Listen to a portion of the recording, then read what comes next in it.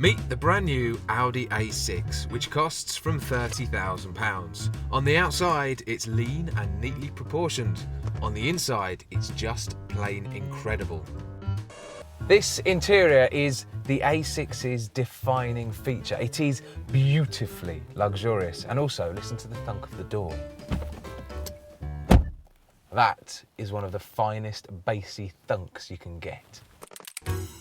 It's noticeably posher than the A6's main rivals, the BMW 5 Series and Mercedes E-Class, and even matches the Jaguar XF. The sense of opulence continues when you actually drive it as well, up to a point. This top-spec V6 turbo diesel engine has got 242 horsepower, 368 pounds-feet of torque, and it's exactly like a luxury car engine should be. Quiet when you drive it like a limo, and it's quick when you drive it like a hire car. 0 to 60 takes 6.1 seconds, it does 48 miles per gallon and costs £165 a year to tax. And that's all slightly better than the equivalent Merc E-Class or BMW 5 Series. The only thing that takes a little bit of a shine off the scent of luxury is the chassis. In comfort mode, it doesn't waft as well as an E-Class, and in dynamic mode, it's not as dynamic as a 5 Series. To be honest, both the BMW and the Merc are better to drive than this. So, amazing interior, good running costs, dreary chassis. But that's not the end of the story.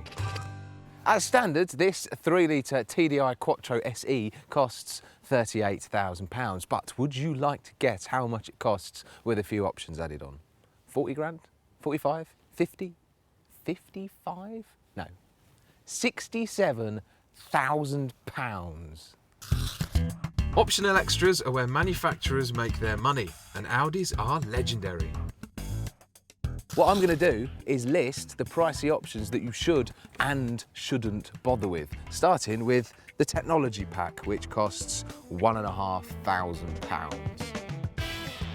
You get an upgraded sat-nav, a touchpad to input letters, a colour central display, and access to Google Maps plus Wikipedia if you connect your smartphone. First of all, iPhone 4 does not send data to the car, so I've had to put my SIM card into the car's little slot. Nonetheless, let's carry on and go somewhere. Let's go to a flower shop. I'll choose the closest one and see how the maps work on the go. With the satellite splendour of Google Maps, the Audi successfully leads me to the flower shop. But is the technology package worth the price of a used Audi A3? I'm not really sure how much I benefited from the Google Maps part of it, and because I'm an iPhone 4 user, I had to plug my SIM card into the car. The touchpad, the colour screen, spot on, but for 1,500 quid, I wouldn't bother. Next, we're going to test out the adaptive cruise control for £2,600. This one's all about safety. The car maintains a safe distance to the vehicle in front, monitors your blind spots, nudges you to stay in lane, and brakes for you when a collision is imminent. It all works very subtly, you almost don't notice it. If you get too close to the car in front, you feel it lift off the throttle or brush the brakes. It gently nudges the steering wheel to ease you back into your lane if you get too close to the white line. And these lights on the wing mirrors, which flash if there's something in your blind spot, are adjustable for brightness so that they're not too distracting. You shouldn't need a system like this to drive safely, but if it does help prevent an accident just once, then I'd say it's worth £2,600. The A6 also comes with £2,700 adaptive LED headlights and £2,100 night vision.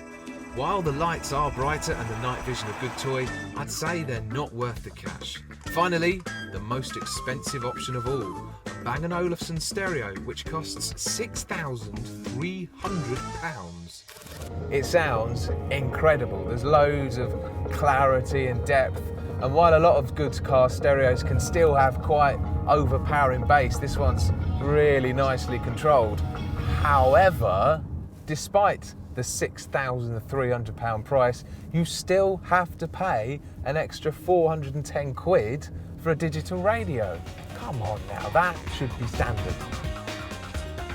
Extras like the technology pack and adaptive cruise control do make the A6 easier and safer to drive. Just don't expect to get the cost of a £6,000 stereo back when you sell the car on.